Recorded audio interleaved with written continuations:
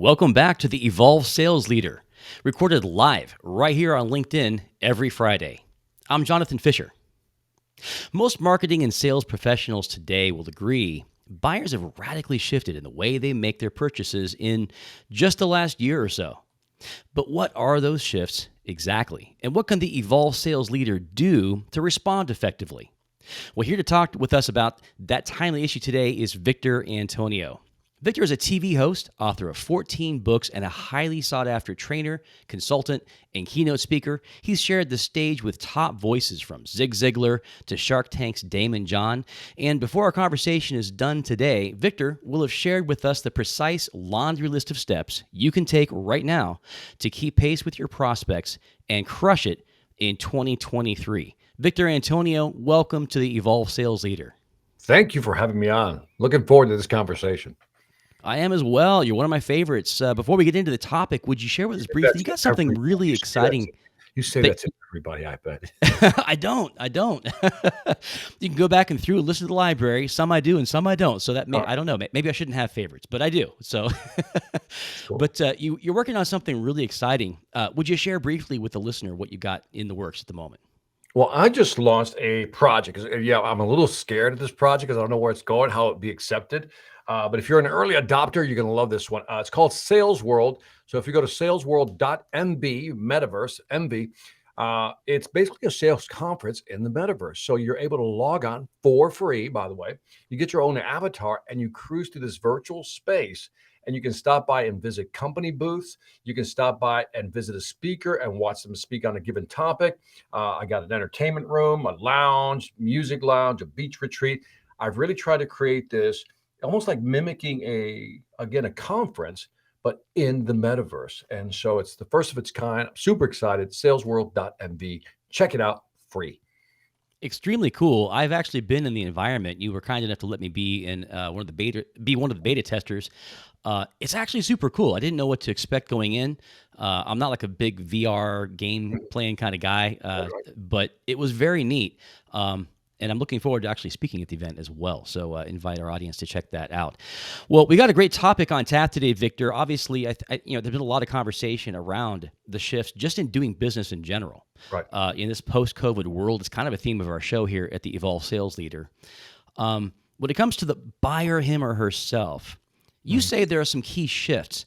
What do you think is going on there? What are some of the reasons for the changes, and what do you think are some of the top changes are in terms of the buyer? I think when we look back at the history of selling, right, here's what we're going to see: that there were two epochs. There was pre-internet and post-internet.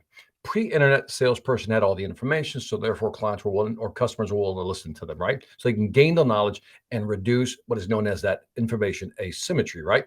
Today, fast forward, you have the internet, right? And now every year the internet's been around, buyers are getting smarter. I'm not stating what people don't already know.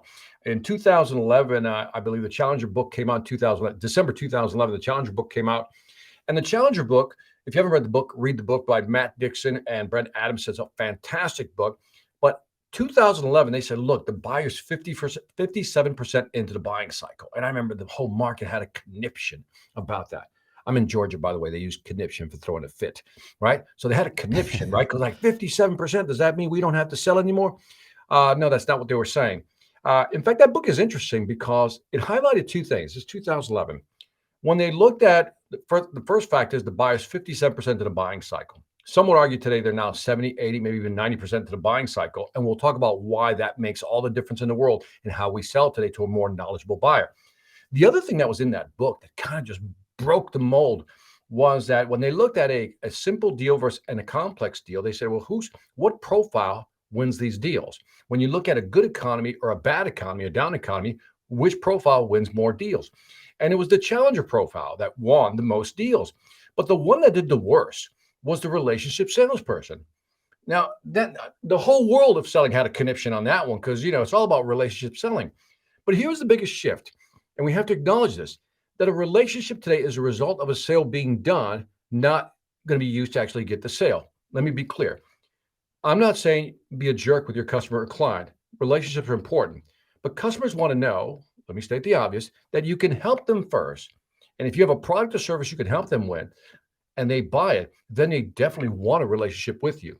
And so I think those two key parts right there. The customer's smarter and they don't want a relationship. Buyers want to know, can you help me?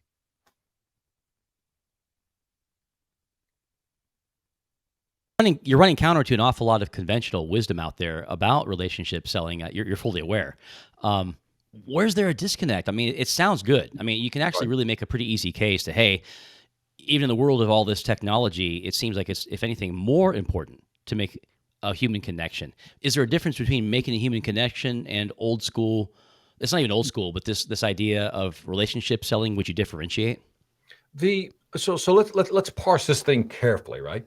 Before the pitchforks and the torches come out for me, right? And that is this. I am not saying that relationships are not important, right? But again, think about all the options clients have today to buy a product or service. Here's the reality. You have to accept this reality. All products or services, with the rare exception of the 1% of the 1%, all products and services are almost the same. We've reached a level of product or service parity. Now, here's what's interesting. Even though customers are smarter, right? The salesperson has become that much more important. In fact, I would argue that the salesperson today is the ultimate differentiator because the salesperson almost has to act like a Sherpa to guide clients through this minefield of choices, right? There's so many choices that clients are saying, you know what, I need help making a buying decision. Now, isn't that interesting? They have all the information they need, but now they have so much information that they don't know how to sift through the information. That's when the salesperson shows up and says, let me help you, clear the minefield of bad decisions, wrong products or services, and let me help you make the right choice. That's why I think Yeah. salespeople as subject matter experts have become more valued than ever before. That makes a lot of sense. And, a lot of people in sales will use the term consultant as kind of a paper title to Right. seem less salesy or get some parity with their, Right. get some peer to peer connection with their intended prospect. What I'm hearing you say is that better be for real. Like if you're legit a consultant, you use the word Sherpa. That's a good one as well because that's more of a guide, right? Mhm. So do you think most salespeople are aware of this, or is there still a pretty big disconnect on that front? I think something interesting has happened. I don't know how to evaluate this. So I'm gonna put it out there that maybe you guys, your folks can tell me, whether I'm right or wrong. We fragmented the sales role. Before, a salesperson back in the day, you had the account from beginning to end, from birth to death, so to speak. Today we have SDRs, IDRs, right? BDRs. Then we have account executives, right? Field salespeople could be the same thing. Well, before we would nurture everything from point to point. My point is that we've lost contact with clients to some extent. There was always a salesperson. I'm talking about B2B sales, by the way. Let me be clear here. When you look at B2B complex sales, when I was coming up, I had about 10 to 15 large companies that I would babysit. I would sit on top of them and I knew everybody in the company, right? Anybody had anything to do with the decision, I was there. And Hmm. what you're seeing today is a total shift, a dependence on technology. I would say an over dependence on technology, a big technology stack to actually do the selling for you.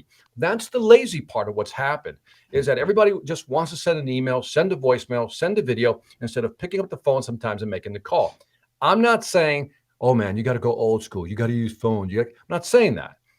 Truly have a multi-channel approach, but sometimes I think we've relied on technology to actually make the connection for us. I think that's one big mistake that I see in the market today.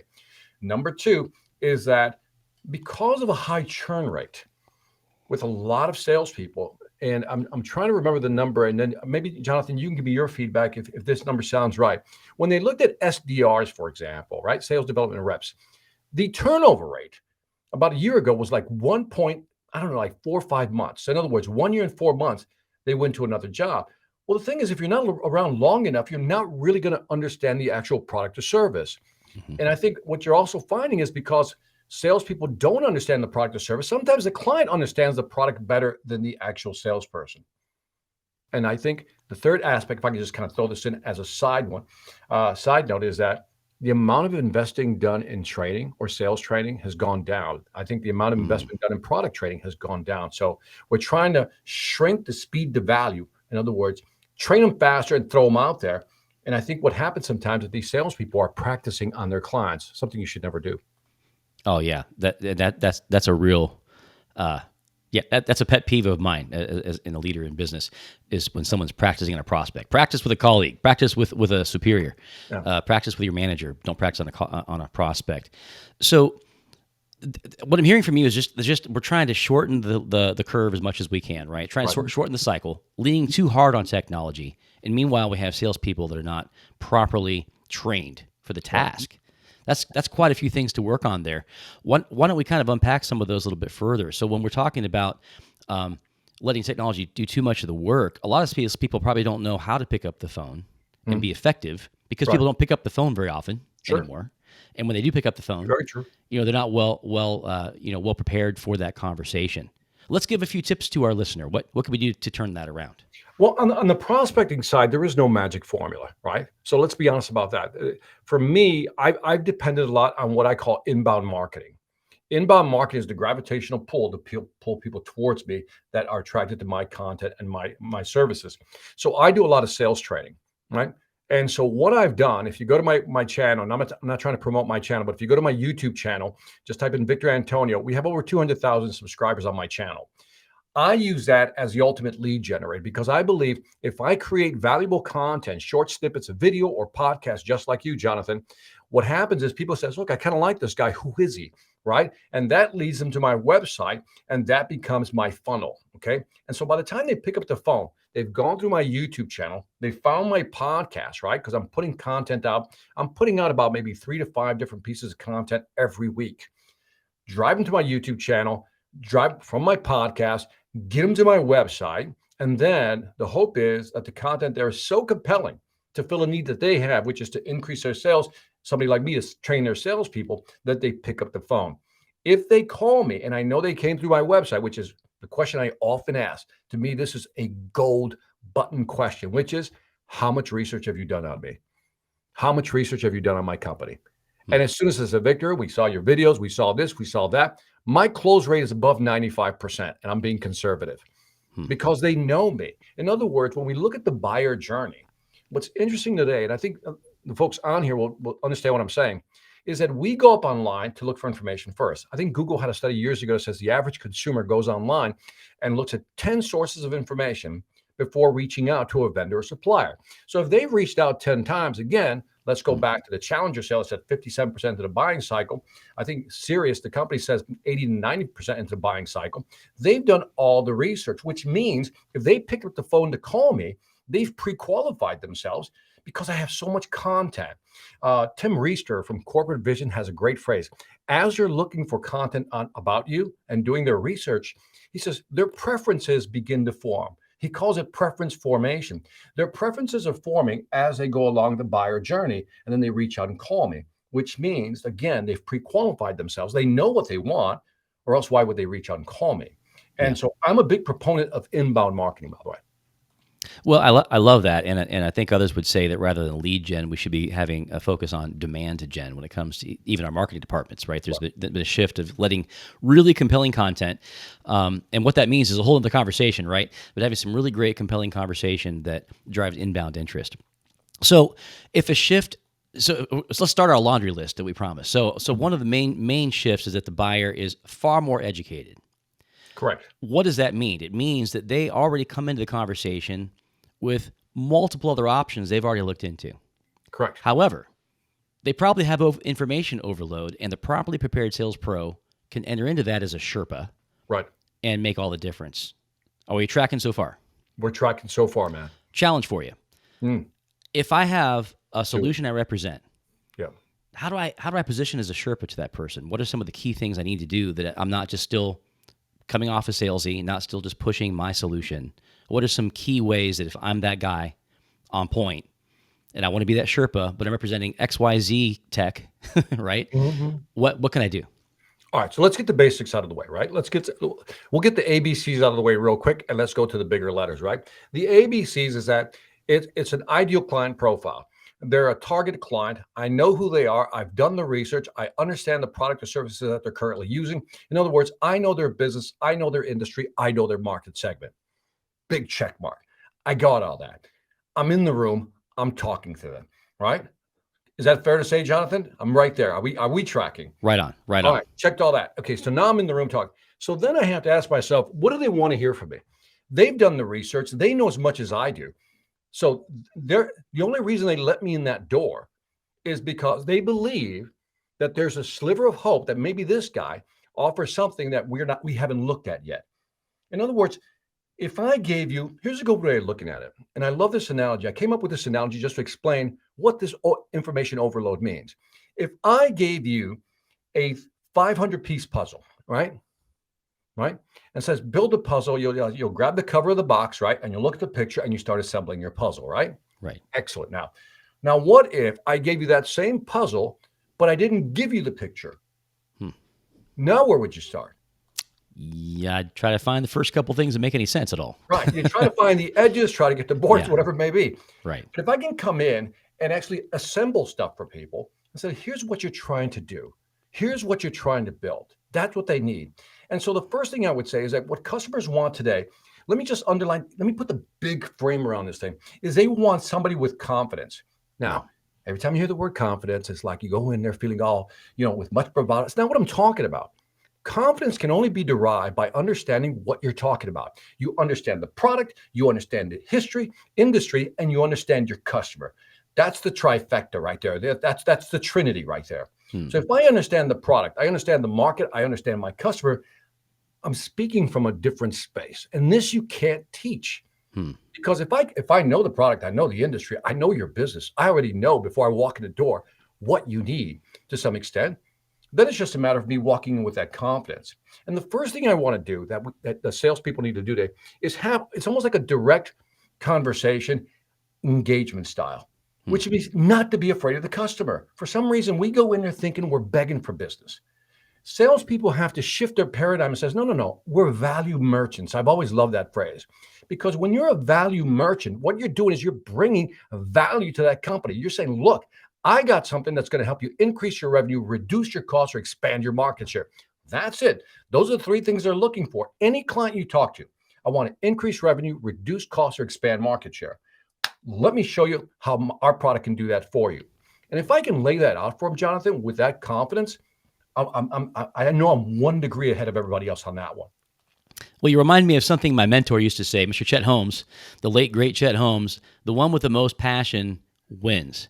And what does win mean? It's a win for everybody, right? If you're doing your job as a professional, you're hooking them up with a solution that solves real problems for them. So it's worth mentioning that again. So knowing... Hey, Jonathan, can I interrupt you before you go to the next point? Because what you just said is so important from a mindset standpoint. What does it mean to win? Like, what does that mean? Salespeople have to understand, we don't sell. We exchange value. I mean, you exchange value, but let's talk about what that means. Okay, first is I help your company. I help your company increase revenue, reduce costs, expand market share, which means your company grows. You employ 100 people, which means those 100 people are still going to be employed. And each employee has about 2.5 family members. So guess what? I'm helping you send your kids to college because I sold you the right product. Now I win because I made a commission, right? Because I sold you great value. That's the win-win. Yeah. That's real value exchange. That's right. It's not the zero-sum thinking that people associate with sales isn't really good sales, is it? It's no different than cheating at baseball. Horrible. It's not good baseball to cheat, right?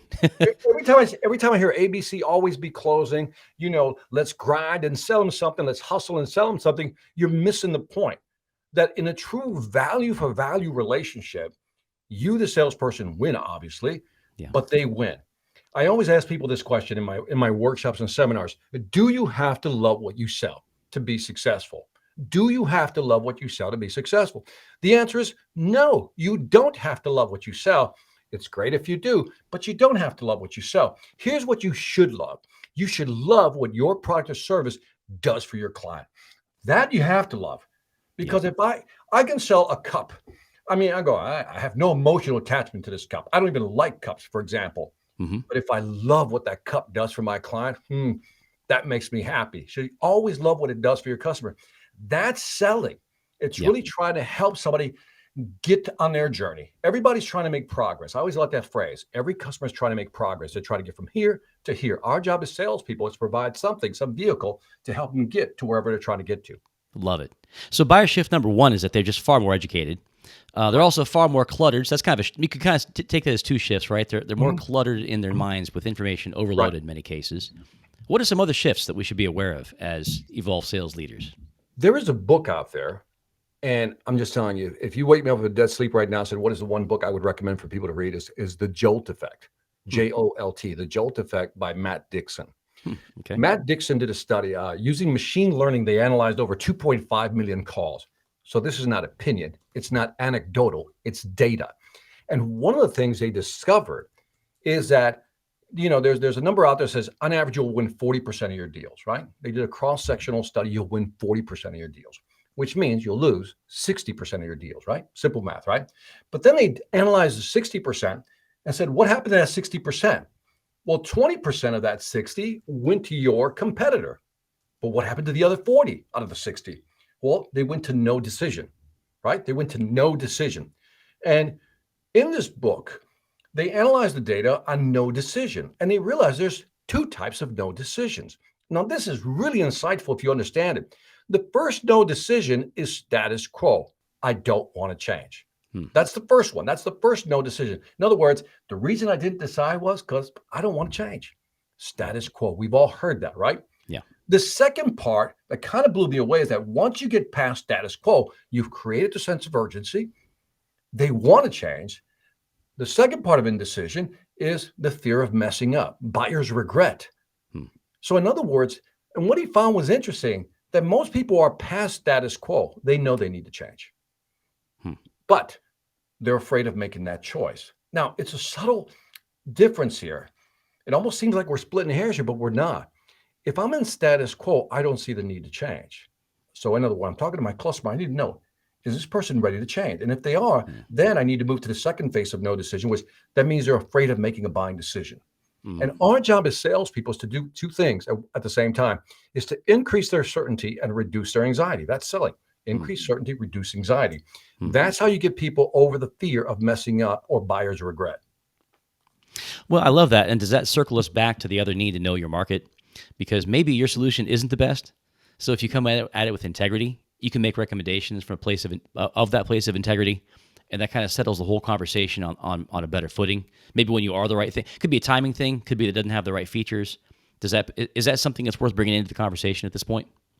The thing is, if you qualified the front end of your customers, in other words, if you're at the top of the funnel and you're qualifying the right way, then you're probably talking to your target audience where your product is a fit.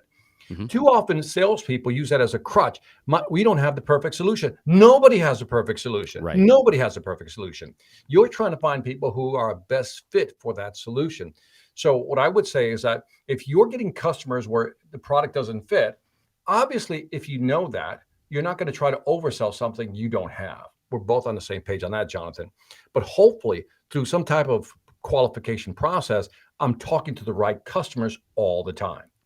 Yeah, I love your response. That's kind of what I was hoping for, because it's kind of a team play, isn't it? That we need to have really good coordination between marketing and sales, or marketing and enablement, if you're lucky enough to have an enablement piece in your structure, and the selling piece, because it is a team play. And MQLs from marketing aren't always Right. truly qualified, right? So I think Correct. that's another sidebar worth noting, Right. and maybe more so given what you've been saying here. So there's another shift. What's another shift that you see taking place, and how can we be prepared? One of the biggest ones I think that people could do, and by the way, I've been sounding the alarm on this one for years now. I wrote a book called Response Block Selling about 7-8 years ago, something like that. It's about blocking objections. And what the data shows is that when we're having conversations with our clients, when you raise the objection, that it's in their head, it's there, right? Price is too high. Now's not a good time. Whatever those objections are, right? If you raise the objection, you control the conversation. But if you raise the objection, you also establish a sense of trust with the client because they're going, I'm glad he brought it up. I was thinking it. I'm glad he brought it up. Imagine if we sat down as a sales team, right? As a virtual sales team, we would come up with 3, 5, no more than 7 objections customers typically have. So what the data out there is showing today is that new buyers really like when you anticipate the actual objection. And then you raise the objection, and then you know how to dispose of the objection. So if you say, hey, our prices are too high, in other words, the customer's thinking, I heard they're about 20% more expensive than other companies or similar companies, right? If I know that, then my job is, again, this is confidence here, lead in the direction of the objection, which is to say, Mr. Customer, a lot of people, when they first meet us, one of the things they bring up is that we're more expensive than our contemporaries. And the answer is we are. But let me show you why we're more expensive and how in the long run, we're actually going to save you more money. Right there, I've raised the objection, built some credibility and trust because I brought it up. But then I also took control of the conversation. And now I'm selling with confidence because I believe in my product. I know it could help you. I'm not worried about the 20% difference because I know you'll get that money back in the long run. Of course, we're more expensive. That's selling without hesitation. Yeah, I love it. And really that the value is it's your job to make that clear to the buyer as a selling professional. And I love the way you set that up. Yeah. How about some additional ones? We're on a roll. What's another shift or two that we see happening? Well, I think also we kind of hit on this a little bit, and that is to be, it's almost be to direct, but it's also to curate the flow of information. What do I mean by that? And again, this is something I've been talking about for years. When a customer asks for more information, don't give it to them right away. In other words, because too often we're like Pavlovian dogs, ding, salivate, give, right? They say it, we give. They say it, we give. And then all of a sudden the sales cycle just goes on forever. And we know that time kills all deals. Salespeople have to have, I'll go back to the C word, confidence to say to them, Mr. Customer, you've asked me for this, you've asked me for this, and you still seem to have some concerns or issues that's holding you back that I don't think you're really, you'll find your wording, but you say something like, I can tell there's something holding you back. Can you tell me what that is? And then let me address that directly. For example, customer will say, well, can we just have another demo? Or can we get another reference? Or, can we get whatever, another presentation? And you're like, Mr. Customer, we've gone through 2 presentations already where we've covered these topics. Apparently there's something that's holding you back, so blah, blah, blah. Can you tell me what that is? And what I'm doing is saying to the customer indirectly, I'm trying to help you make your decision. I'm not just going to keep giving you what you want, information. Tell me what's really worrying you. Let me go get it. And then let's have that conversation. And again, it takes a lot of bravado to do that and to have that type of conversation. Yeah, I love that. Well, good selling starts with really good people. And one of the best places you can get people is from the fantastic company that powers the Evolve Sales Leader, and that's Overpass. Overpass is the leading platform where you can go and find pre-vetted talent to man or woman, as the case might be, your phones. And that could be in a role of AE, it could be a full cycle sales professional, it could be somebody in customer support. Anywhere you need professionals that know how to work a phone, there are thousands of fantastically qualified people with their hands raised on the Overpass platform. If you are a hiring manager, it is free to create your account. So check them out at overpass.com. So I'd like to throw a mention in there we're powered by Overpass. They've got some great people in there, Victor, and they need great trainers. I think you've shown that you're one of the better ones. Folks on our listeners are going to want to take this conversation further. You've given us one of the cool things they can go. That's salesworld.mv. That's a fantastic opportunity. I do have Overpass featured in Sales World as well. Just love it. I love it. Yeah, that's exciting. I mean, I would encourage everyone to check out your website, your YouTube channel. I'll throw that up here for people to see. What are some other ways people can take the conversation further with you? Just victorantonio.com. I think if you type in on the web, I'm all over the internet. So if you just go to victorantonio.com, you find information. I would suggest people, if you're not on YouTube, follow me on the podcast, the Sales Influence Podcast. Got some great guests, great content, and I'm easy to find. Victor at victorantonio.com is my email. I actually answer my own emails. So if you want to reach out, let me know. Well, I mean, I wish you were easier to find, Victor. Yeah, just kidding. You do have a lot of stuff going on, and it's easy to get to it. So love that. Well, we definitely the chat lines have already been blowing up, so we've got a lot of great things to get into here. Let me dive in, and I know that some folks. Let's see here. Yeah, one of them asked, now where was my charger for my VR headset? Asks Tyler. No VR headset necessary. By the way, it's a good point because you only need a keyboard to actually maneuver through Sales World. Yeah, I love that. Just your keyboard and the arrow keys are actually better than a mouse, Yes. Or if you have a touchpad if you're on that device. But yeah, it's perfect. Works really well. So let me see here. So what about insight selling is a question that came to us earlier from Ella. It's a great question. That seemed to be kind of the hybrid of relationship and challenger sales models. And by the way, we didn't do it earlier. I was probably remiss. Some of our listeners may not even be fully aware of what is challenger selling. Maybe you could give us just a super quick definition of that by way of answering Ella's question. So I'll answer both the questions. So the Challenger Sales book, again, came out in 2011. And so it's one of the I think it is the first book to ever kind of like categorize people, almost like a personality test. They figured out that people are a combination of 5 types of profiles, but you have one dominant profile. One is obviously the challenger, somebody who challenges and pushes the customer. I'm gonna try to remember these off the top of my head. The hard worker, you're always hustling. The problem solver, the lone wolf. Those people just, I'll do it on my way. I don't need to process that. And then the relationship salesperson, right? And so there's 5 personalities. We all have all 5, but one of them is a dominant style. I think what's interesting is that what they found is the challenger style, whether again, the economy is up or down, simple or complex sale, the challenger wins, does the best. And the relationship does the worst. What they didn't cover in the book, and I should highlight this. By the way, they didn't cover it because it wasn't part of their study. It wasn't because they left, they were negligent. It just wasn't part of their study. And that is what happens when you close the deal. I truly believe that the relationship and the problem solver really kick in more, and the challenger kind of, fades into the background. So almost look at it like a quintesson. A quintesson is a 5-faced beast, got 5 faces. And the most dominant face, is the challenger. But once the sale is made, maybe they want to look at the relationship side or the problem solving side to make sure that you're taken care of.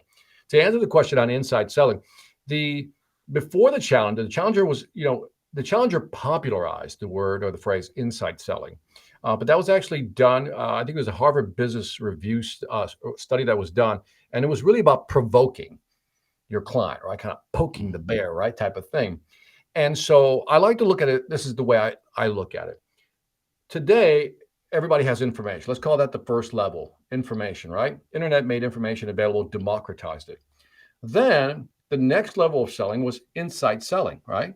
I define insight as information beyond the obvious. Like customer goes, I didn't know that. Never thought about it. Can you do that? In other words, you're highlighting unconsidered needs, right? But now everybody's offering insight. So as Brent Adamson says, insight today is table stakes. It's what you need. The next level, I think, if I can keep the eyes going, information, insight, the next level would be impact. Here's how this is going to impact your business. Revenue, cost, expand market share, right? And in that, your job is to help them, again, make sense of all this information. So what customers are looking for, you got to have information, obviously. If you provide insight, you position yourself as an expert, subject matter expert. But the highest level is showing them impact and then helping them make that buying decision. Hope that helps. Yeah, I love it. I mean, Joshua offers the comment that sales is no longer picking up the phone and calling. It's research, connecting, content creation, copywriting, etc. Do you kind of agree with that? The et cetera is the accurate part. Et cetera, right? It's like all that. Yeah. He's right. Yeah, Joshua's right, man. You got to be kind of multidisciplinary. You kind of work on some. Would you agree that those are all skills that anyone can learn and get Absolutely. competent enough at? Look, any of these skills you can be good at. I hate when people say, well, I don't sell. Shut up. You do. Everybody sells. Anybody can sell. You just sell with your own style. Right. I think that's what they're really saying. I can't sell like that. Well, never asked you to sell like that. We all have our own personality. I think when your personality comes through, that's when you sell. I often tell people who are I don't sell. I ask them about a passion that they have. And as soon as I hit that passion, they just can't stop talking about it. I'm like, there it is. There you go. You're selling your passion because you enjoy doing it. You enjoy talking about it. Yeah. Well, and I saw this comment from Tyler. He mentions that the only upside of loving what you sell is it helps you understand your product quicker. Then you go up to your gear 5, he puts it, sooner. That's an interesting comment. I got to give it to Tyler, man. I kind of like that. I never looked at it that way. That's kind of like, that is a cool way of looking at it, Tyler. I accept that, man. You're right, because I think if you love your product, you're more into it, and your speed to learning it actually increases because you don't see this effort/work to learn that. So thank you. I learned something from Tyler today. Thank you very much, man. Hey, gold star to Tyler. Love it. So Ben Barnes shares this. He says, it's a great question. In overcoming the fear objection, where does empathy play into that in the way you see it, Victor? Empathy is, so I use this analogy when I do my keynotes, and I talk about there's a man. Imagine it's you. You're on the deck of a boat, all right? You're sipping your favorite beverage. You're watching the sunset on this beautiful boat as the crew, and during a cruise, right? As the sun's setting, you're watching this beautiful. You're in the moment, right? All of a sudden, this guy comes by, bumps into you, and you just and he bumps right off you, just bounces right off you, keeps walking, and you see him wobbling all the way to the edge. He grabs the banister, and you're watching this, and he bends over the banister, and he begins to puke. And you say, dang, that must hurt, right? That's sympathy. I said, now, if you put your drink down, go next to him, stand next to him, bend, grab the banister and put the finger in your mouth and make yourself throw up. That's empathy, right? So when you can feel your customer's pain, I know it's not a great visual, but you know what I mean. When you can puke with your customers, I always say, when you can feel what they're going through. And I think when you look at empathy, empathy is really understanding what are they really struggling with, right? Again, they're trying to do three things in B2B: increase revenue, reduce costs, expand market share. Let's not complicate this. And when you can understand what they're struggling with, again, every customer is always on a journey, trying to make progress. We're here, we're trying to get here. How do we get there? Our job as salespeople is to bridge that gap, but first by understanding where they're at. So empathy is huge, but then you got to pivot. Because I think I came up with this sales formula. I'll be brief, Jonathan. I said, you begin with empathy. I got you. I understand you. Then I moved to education. Here's what you haven't thought about. Insight, right? Information beyond the obvious. Here's the impact that's going to have on you. Next level. And then the third part is I empower you to make a decision by helping you say, look, based on what you've told me, these are the options available. Let's talk through them. Empathy, education, empower them to make a decision. I mean, people have a hard time making decisions. What a great service it is when someone comes alongside and can do what you just said. Yep. This next question from Bill Harper is a good follow-on to that. He's stating that if you show them you understand their circumstances, meaning the buyer, the product is secondary. Would you agree, and how would you riff off of that? I would agree with a qualifier, with an asterisk. Obviously, you have to understand the customer, but if you don't have the right product, then this conversation is moot. Right. And so if I understand you, great. If I have the product to help you with what I've understood, then fantastic. So the product is secondary if I understand you, correct, but I got to have the right product. That's the only kind of slight. I'm not disagreeing with Bill. I'm just saying that's the only curve I would put, a top spin I would put on that one. Yeah. In terms of focus, I suppose, is what Bill, that's how I take Bill to mean his question, that your focus is to should you lead with, if he's saying, and maybe this is what he means, should I lead with understanding or should I lead with my product? I would say, yeah, lead with understanding. Absolutely. Right. Then he's absolutely right. Yeah. Well, and understanding maybe defined the way you were alluding earlier, where you are ahead of the game when it comes to any objections they're going to have, any fears they're likely to experience. You know about them. You're already speaking to them, only deepening that credibility and connection. Yeah.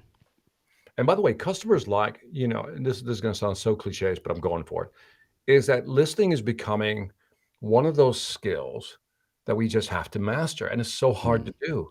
Really, empathy requires listening. That's a prerequisite. And if we don't listen to our customers, but the prerequisite of listening, nobody ever talks about this. The prerequisite to listening, first there's understanding. With understanding, I got to listen to you, right? But the prerequisite to listening is asking great questions, like quality questions, to really get to the information I'm trying to get to. And too often we're focused on, well, you just got to listen to your customers. No, you don't. You got to ask great questions first and then listen for the answers. So that's the prerequisite. We need to have quality questions because that determines the quality of the answers. Yeah, I love it.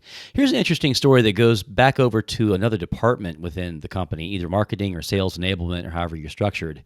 This is from Bill. It's a long worded question. I'm going to shorten what I think he's saying here. Businesses are spending less and less time working on their brand story. I want to riff off of what Bill is bringing up here. He goes through the rigmarole of things that you mentioned earlier, where, the differentiation isn't there, and salespeople are defaulting to features and benefits very often in their selling, which, you add that to the declining sales experience, shorter job duration. It's a recipe for mediocre performance. I agree. I think we all agree on that. But I want to turn that into a question for you, Victor. What role does the branding story play in everything we've been talking about today? I just did an interview with Rudy Giuliani over at Gong.io. He was the chief marketing officer. When I interviewed him, he just became the chief evangelist. And I was talking about, if you don't know who Gong.io is, go check out their website. Yeah. So Gong.io is a revenue intelligence platform. It means they record calls and using AI, they pull insights from the calls to tell you what the best of the best do, right? And I was talking about how 5 years ago, I said, I came across their website, their branding, and they use purple and pink and a spotted dog, right? And it was the ugliest thing I'd ever seen, like ugly. This thing was a monstrosity. I even told him it was repulsive. I think I told him. And other than that, you liked it. Yeah. And he goes, yeah. And he goes, why? He said, why did you like I said, why did you do that? He goes, well, we wanted to be different. It's almost like a pattern interrupt, right? We wanted to stand out from the basic colors everybody was using. But he said the real branding came from the fact that they started sharing insights, getting back to that, data they were finding from these conversations and generating these reports. And Gone became known as the website you go to if you want to find out what the latest data is saying about selling. And so that's what made their brand. In other words, it's what people thought they were. It isn't about the color or the logo and all that stuff. It wasn't about that. What made them was, oh, these guys are known for blank.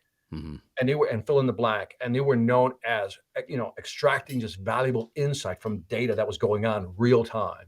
I don't know if I've answered the question, but that's how I look at branding. If you want to stand out, when I came up with the Sales Influence podcast is, okay, there's a brand for you.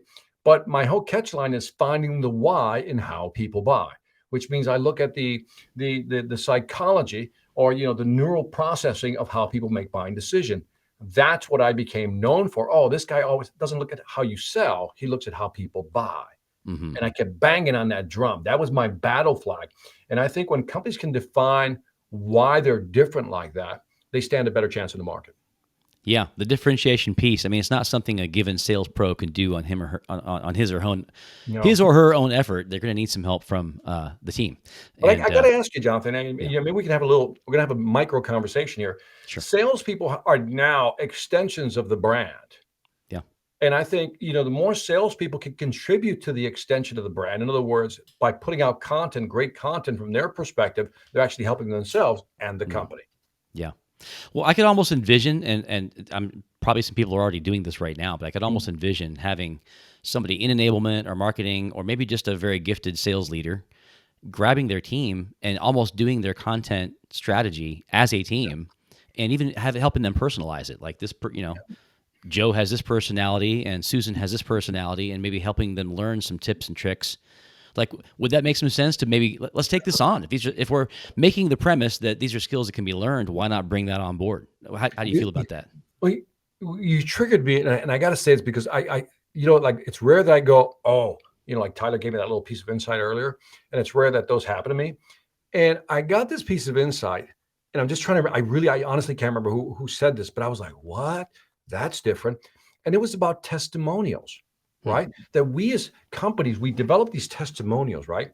He says the problem with these testimonials is that they're external. Oh, by the way, it was Daniel Pink. Yes. It was on the Diary of the CEO podcast. He said this, right? He said the testimonials are always outward facing. And I go, okay, which is what testimonials should be like, right? Like case studies and stuff like that. He said, but if you really want to motivate your team, your salespeople, and get them all fired up about your product, why don't you internalize, in other words, turn those testimonials inward into your company, and then get these customer success stories, and then you tell these stories to your salespeople or your frontline people, your customer success people. Yes. So, look, this is what they just told us. Oh my God, this is where you contributed, right? Yeah. And I just thought that was fascinating that you took the testimonial and you turned it inward into a company. Yeah. I just thought that was badass. That really is good stuff. I love it. Let's land on this question from Joshua. Do you think a salesperson's LinkedIn page should be branded around the company that they work for? Yes.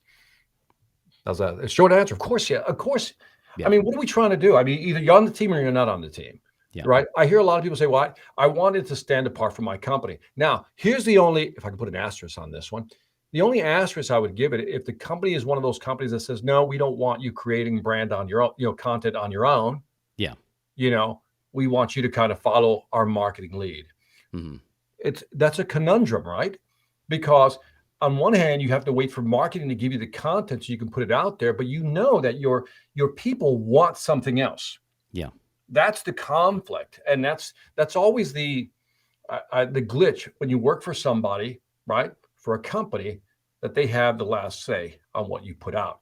So that's a very difficult answer when you look at it that way. It takes a deft hand, and I mean, not everyone is going to be really great at that. So yeah, obviously that's Yeah. That's probably more as much art as science, right? So, It but, is. but It but is. but it's definitely important to be loud and proud with who you're working with, Oh, and absolutely. put that front and Absolutely. center. That's a good way of putting it. That's a good Well, way of putting Victor, speaking of loud and proud, I'm really loud and proud that you were a great, fantastic guest on our show today. You've it's been chock full of value. Thank you so much. it. Thank you for having me again, Jonathan. Always a pleasure talking to you. I love this podcast, man. Well, love everything that you got going on. And if I have anything to say, this won't be our last conversation on the podcast here today. And I want to thank all of our listeners as always. Every week you make it possible for us to continue to grow and expand. You've made it a great success. Thank you, thank you, thank you. Continue to bring your friends and show up on Fridays for these live episodes. That's going to do it for today. Go make it a fantastic weekend. We'll see you.